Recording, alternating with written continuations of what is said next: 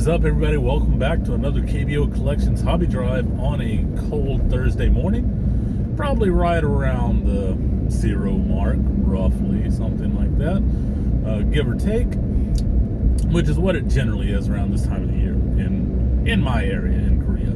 Of course, people know that I'm friends with Korean Cardboard Dan. He's down further south in Korea. Doesn't get as cold there. I'm in a ski resort area and things like that. So, of course, even if there isn't snow, they still ski because they make snow. Just got to make sure it stays cold enough to keep everything going, right? So that's kind of what the weather is like today. Anyway, hope you're all doing well. Hope your 2022 is off to a good start as well. So I don't really have any hot takes on the Fanatics takeover of Topps. I don't really have any hot takes on the rookie card debacle out of Topps. I don't really have any hot takes on any of that, and haven't really talked much about it in general, just because, no matter what I say, nothing's going to change, right? So anyway, but what I did want to talk about, and this is because of a video that I just watched this morning while I was eating breakfast.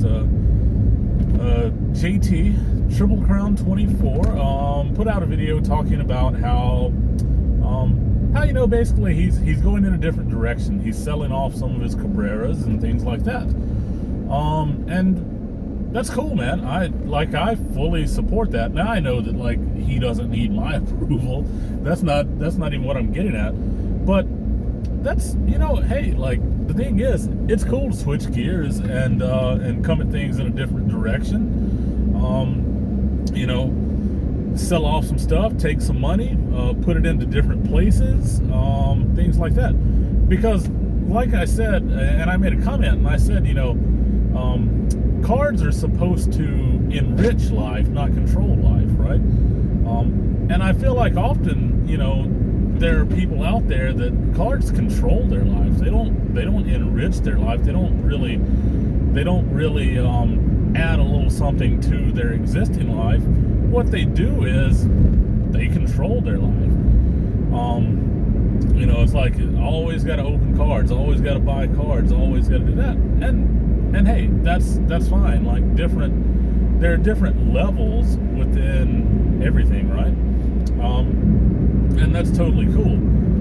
Me personally, cards are a hobby. They're a side hobby. I enjoy collecting them. I get enjoyment out of opening packs, or enjoyment out of making purchases, enjoyment out of putting together sets or binders or whatever. But at the end of the day, it's just one small portion of my life. I've got many other things going on that come in way above what the actual hobby is and what collecting is. I have many other things going on. So anyway, and that's just kind of what I was wanted to talk about this morning. It's just basically, sometimes we all need to take a little step back and look at things and sort of just think about what we're doing, the direction we're going. Is it adding joy to our lives, or is it just, kind of stagnant? Is it something that's a burden? Things like that. So sometimes we have to take a look at that.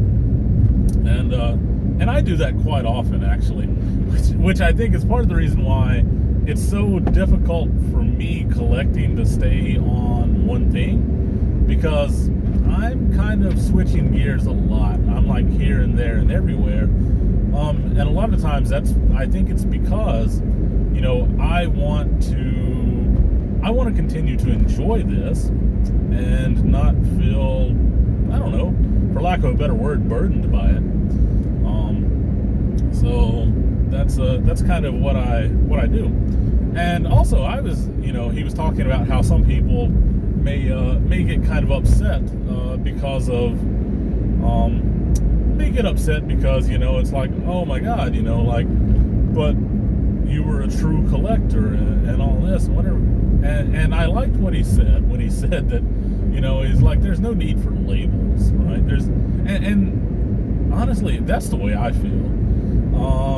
And I, it's like we make labels and classifications just to make things simple for us to keep contained and compartmentalized, more or less, I think. But at the end of the day, like, there's not really a need for a label, like it just makes it easier for other people to understand, basically. So it's like that's cool. I like what he said there. And in addition to that, I like how he said that, like, going forward, he's going to try not to label as much and put as many labels on things itself. So anyway, just some words of wisdom there in his video. And if you haven't watched it, go check it out. I'll put a link in the description because he talks about it. But back to what I was saying about the people getting upset or whatever, or potentially getting upset, and at the end of the day, it's his life. All right, things are my life. Joe over here doesn't pay my bills for me. Joe over here doesn't, like, balance my bank accounts, just like whatever. I do that, so I'm in control of that, and it's within my right to make my decisions any way I choose with it. Now, sure, the person can agree or disagree, but it doesn't really matter to me, because the thing is, you build friends, and your friends are going to support you. They're not gonna come at you from some angle of, like, well, like, you really shouldn't do this and that and blah blah blah. And I'm talking about in this particular case, right? And I'm not gonna go into anything, but you can watch JT's video and he'll explain exactly what he's going through and stuff. So anyway, but that's what I'm saying. Like, your friends they're gonna support you, and they're gonna be like, yeah, man, like, I get it. And that's the thing. I said also in my comments that, like, I fully support people having a collection and then selling off part of it or things like that. I do, because I've done it. I've sold off some of my Cardinals because and the thing was, I was never to the extent that JT was with this, but kind of like JT said, he was sitting there talking about how he had 100 different Cabrera autos. Well, I was starting to get more autos of Bob Gibson and Jack Flaherty and all these different guys. I started to get more than what I wanted, more than what I needed. I was like, why do I need 10 autos of Ozzie Smith? Why don't I just have one? Why do I need, 10 autos of Jack Flaherty? Why don't I just have one or two? Like, so, just vent it out. And that's kind of what I did. And it honestly felt good, and it freed up some money for me to put into other parts of the hobby, because that's what I was using it for, to put in other parts of the hobby. Now, in addition to that, I also wrote in the comment that, basically, I was like, yeah, right now, I'm building a 1955 Bowman set, and I'm enjoying it. Like, I'm enjoying, picking up a card here and there, adding it to the set, talking about it, all of that. I'm enjoying it. But at the end of the day, and I still haven't fully decided on this, but there's a very good chance that once this set is complete, there's a good chance that I just put it up for sale. I build the set and then I sell the set.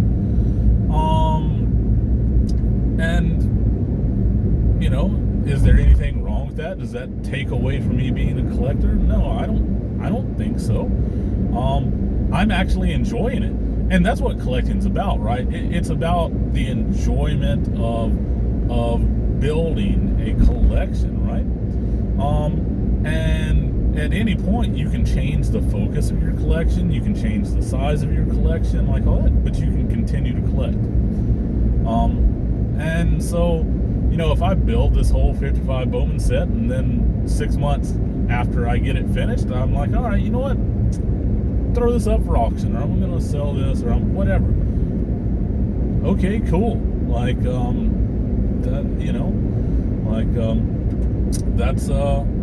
that is what it is, but I still got my enjoyment out of it, and that's what I'm doing. Like, I'm getting enjoyment out of doing this stuff.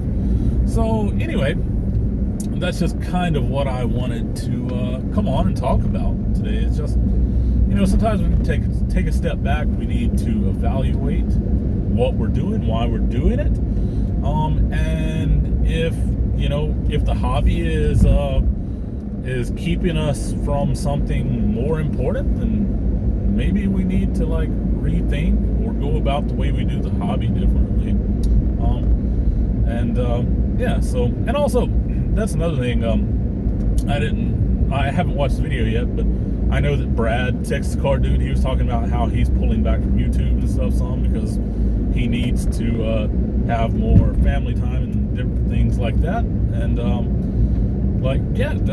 that's the thing. It's like sometimes we all need to step back from whatever we're doing. Within the hobby, because it's supposed to be here for entertainment, for enjoyment, to add a little flavor to our life, not to control our life. Now I know that some people work in the hobby, and of course that means it is more control of their life because it's their paycheck. It's what puts food on the table. And that's understandable, but that's the thing. It's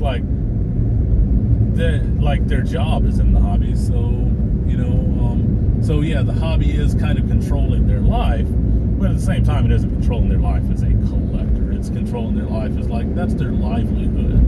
So anyway, getting all looping around into every different direction here with this conversation. So that's kind of all I have for today. Hope you enjoyed it, and hope you continue to have a great 2022 and everything. Enjoy time with the family, friends, and collecting. All right, take it easy, everybody. Peace.